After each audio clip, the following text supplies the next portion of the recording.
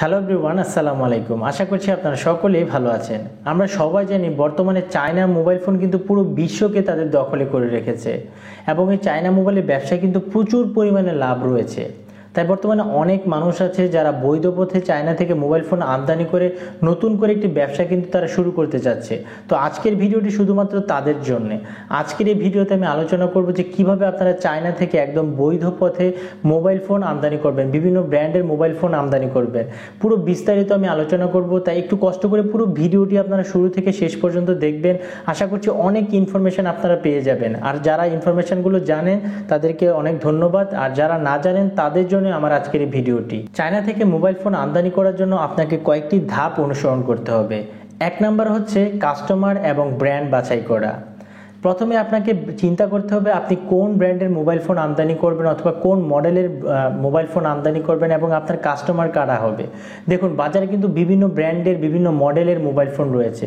আপনাকে আগে যাচাই বাছাই করতে হবে, মার্কেট রিসার্চ করতে হবে যে কোন ব্র্যান্ডের মোবাইল ফোনের চাহিদা অথবা কোন মডেলের মোবাইল ফোনের চাহিদা সবচেয়ে বেশি।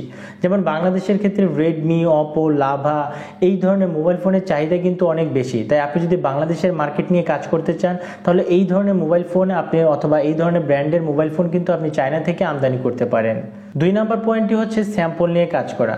প্রথমে তো আপনি আপনার কাস্টমার বাছাই করলেন, সেই কাস্টমারের উপর ভিত্তি করে আপনি আপনার একটি ব্র্যান্ড সিলেক্ট করলেন। এখন সেই ব্র্যান্ডের বিভিন্ন মডেলের মোবাইল ফোন কিন্তু আপনার চায়না থেকে আমদানি করতে হবে।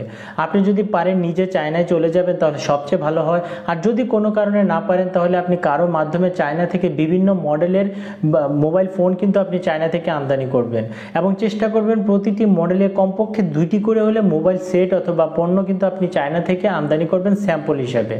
তারপর সেই স্যাম্পলগুলো আপনি কমপক্ষে হলেও 6 মাস আপনি এগুলো বিভিন্ন মার্কেট রিসার্চ করবেন, বিভিন্ন পরিচিত মানুষদের দিয়ে, আপনার যে পরিচিত মানুষ রয়েছে, চীনা পরিচিত অনেক মানুষ রয়েছে, তাদের দিয়ে বিভিন্ন প্রকারের টেস্ট করান। যদি প্রয়োজন হয় কোনো দক্ষ কারিগর দিয়ে অথবা ইঞ্জিনিয়ার দিয়ে আপনি মোবাইল ফোনের প্রতিটা পার্টস চেক করান যাতে ফিউচারে আর কোনো ঝামেলা না হয়। 3 নম্বর পয়েন্টটি হচ্ছে সেলারের কাছ থেকে একটি পিআই এনে রাখা।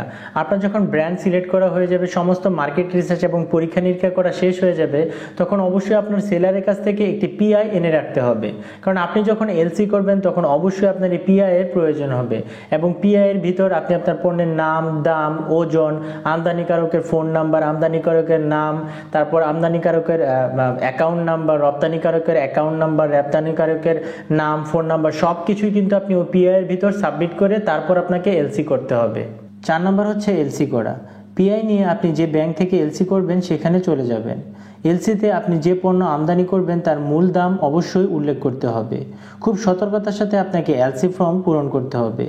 এলসিতে আপনি যে পণ্য আনবেন তার নাম এবং এইচএস কোড ও ফুল ভ্যালু অবশ্যই উল্লেখ করতে হবে। কোনোভাবেই যেন এইচএস কোড ভুল না হয়। যদি এইচএস কোড ভুল হয় তাহলে ট্যাক্স দেওয়ার সময় অবশ্যই আপনার অনেক ঝামেলা পোহাতে হবে। তারপর ব্যাংক সমস্ত কাগজপত্র সেলারকে পাঠাবে। সেলার সব কিছু যাচাই বাছাই করে তার ট্রাক চালান, এলসি ফর্ম, পিআই এবং প্যাকিং লিস্টের সমস্ত কাগজপত্র আবার ব্যাংকে পাঠাবে। তারপর ব্যাংক সব কিছু আবার আপনাকে দিয়ে দিবে। এখন কথা হলো কত টাকা আপনাকে ট্যাক্স দিতে হবে প্রতিটি সেটের উপর। এখানে ট্যাক্স নির্ভর করে এইচএস কোড, কোয়ান্টিটি এবং মোট টাকার পরিমাণের উপর। তবে বাংলাদেশের কাস্টমস প্রতিটি চায়না মোবাইলের একটি নির্দিষ্ট রেট ধরে অ্যাসেসমেন্ট করে থাকে। চায়না থেকে আমদানি করা মোবাইল ফোনগুলো ঢাকা এয়ারপোর্ট দিয়ে বাংলাদেশে ঢুকে, তারপর সেখানে কাস্টমসে জমা থাকে। তারপর আপনাকে কোনো C&F এজেন্টের মাধ্যমে আপনার আমদানি করা সমস্ত কাগজপত্র কাস্টমসে জমা দিতে হবে। তারপর C&F এজেন্ট আপনাকে 3 থেকে 4 দিনের ভিতর আপনার সমস্ত হ্যান্ডসেট অথবা সমস্ত পণ্য আপনার কাছে পাঠিয়ে দিবে। তো প্রিয় ভিউয়ার্স, এই ছিল আমার আজকের মতো ভিডিওটি। আমি জাস্ট একটা বেসিক আইডিয়া দিতে আপনাদের চেষ্টা করেছি যে কিভাবে আপনারা একদম প্রাথমিক অবস্থায় চায়না থেকে মোবাইল ফোন আমদানি করবেন। আপনারা যখন নিজে প্রোডাক্টটা নিয়ে কাজ করবেন, নিজে চায়না থেকে মোবাইল ফোন আমদানি করবেন, তখন আপনাদের নিজেদেরই অনেক আইডিয়া হয়ে যাবে। আমি জাস্ট একটা বেসিক গাইডলাইন আপনাদের দিয়ে দিলাম। আপনারা যখন নিজে কাজ করবেন তখন আরও ভালো আইডিয়া আপনাদের হয়ে যাবে। তো এই ছিল আমার আজকের মতো ভিডিওটি। যদি ভিডিওটি ভালো লাগে তাহলে অবশ্যই ভিডিওটি আপনার বন্ধুদের সাথে শেয়ার করে দিবেন এবং কোনো কিছু জানার থাকলে ভিডিওর নিচে কমেন্টস করে জানাবেন। আর অবশ্যই বিভিন্ন বিজনেস রিলেটেড আইডিয়া এবং পাইকারি পণ্যের বিভিন্ন ভিডিও পাওয়ার জন্য অবশ্যই আমার চ্যানেলটি সাবস্ক্রাইব করে রাখবেন। ধন্যবাদ সবাইকে।